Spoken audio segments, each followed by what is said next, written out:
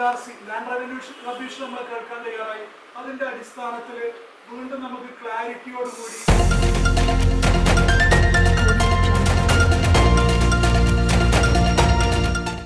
മഞ്ചേരി നറുകര വില്ലേജുകളിലെ ഭൂമിയുടെ ന്യായവില പുനഃക്രമീകരിച്ചുകൊണ്ട് സർക്കാർ ഉത്തരവിറക്കി. രജിസ്ട്രേഷൻ ഫീസും മുദ്രപത്ര വിലയും പകുതിയിലേറെ കുറയും. ഉദ്യോഗസ്ഥ തലത്തിൽ നൽകിയ തെറ്റായ വിവരത്തെ തുടർന്ന് സംസ്ഥാനത്തെങ്ങുമില്ലാത്ത വിധത്തിൽ മഞ്ചേരി നറുകര വില്ലേജുകളിൽ ഇരട്ടിയിലധികമായി നിശ്ചയിച്ചിരുന്ന ഭൂമിയുടെ ന്യായവില നിയമ പോരാട്ടത്തിനൊടുവിൽ പുനഃക്രമീകരിച്ചുകൊണ്ട് സർക്കാർ ഉത്തരവിറക്കി. സർക്കാരിന്റെ നിർദ്ദേശങ്ങളൊന്നുമില്ലാതെ 2022 ജില്ലാ രജിസ്ട്രാർ ഇറക്കിയ ഉത്തരവ് കാരണമാണ് 200% വരെ ന്യായവില നിർണയിച്ച് ഫീസുകളും മുദ്രപത്രവിലയും വൻതോതിൽ ഈടാക്കി വന്നിരുന്നത്.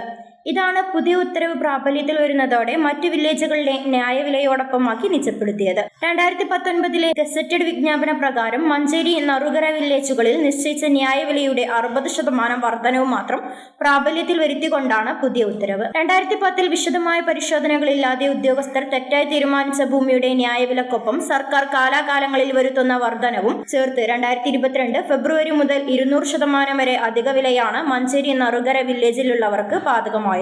മറ്റു വില്ലേജുകളിൽ 1 സെന്റിന് ആധാരം രജിസ്റ്റർ ചെയ്യാൻ 5000 രൂപ വരെ പരമാവധി ഫീസ് നൽകേണ്ടിയിടത്ത് മഞ്ചേരി നറുകര വില്ലേജുകളിലുള്ളവർ 1 സെന്റ് സ്ഥലം രജിസ്റ്റർ ചെയ്യാൻ 25,000 മുതൽ 35,000 രൂപ വരെ ഫീസ് നൽകേണ്ട അവസ്ഥയാണ് ഉണ്ടായിരുന്നത്.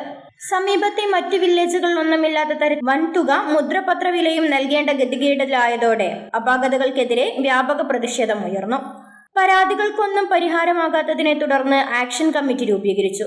സാമൂഹ്യ പ്രവർത്തകനും മഞ്ചേരിയിലെ പ്രമുഖ അഭിഭാഷകനുമായ അഡ്വക്കേറ്റ് NK യഹിയ 2014 ഹൈക്കോടതിയെ സമീപിക്കുകയുണ്ടായി. ജനപ്രതിനിധികളും പൊതുജനങ്ങളും പിന്തുണയും നൽകി. 2010 ന്യായവില നിശ്ചയിച്ചതിൽ ഉദ്യോഗസ്ഥരുടെ പിഴവ് ഹൈക്കോടതി കണ്ടെത്തുകയും 2017 ന്യായവില പുനർനിർമ്മിക്കാൻ കോടതി ഉത്തരവിടുകയും ചെയ്തു. തുടർന്ന് 2019 അപാകത പരിഹരിച്ച ന്യായവില ഗസറ്റിൽ വിജ്ഞാപനം പുറത്തിറക്കിയത്.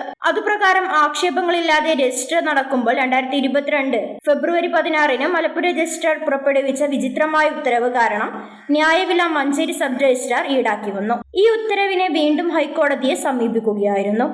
ഇതിനെ തുടർന്നാണ് ലാൻഡ് റവന്യൂ കമ്മീഷണറുടെ റിപ്പോർട്ട് അനുസരിച്ച് പുതിയ ന്യായവില സംബന്ധിച്ച ഉത്തരവ് ഇറക്കിയത്. News bureau, Manjeri.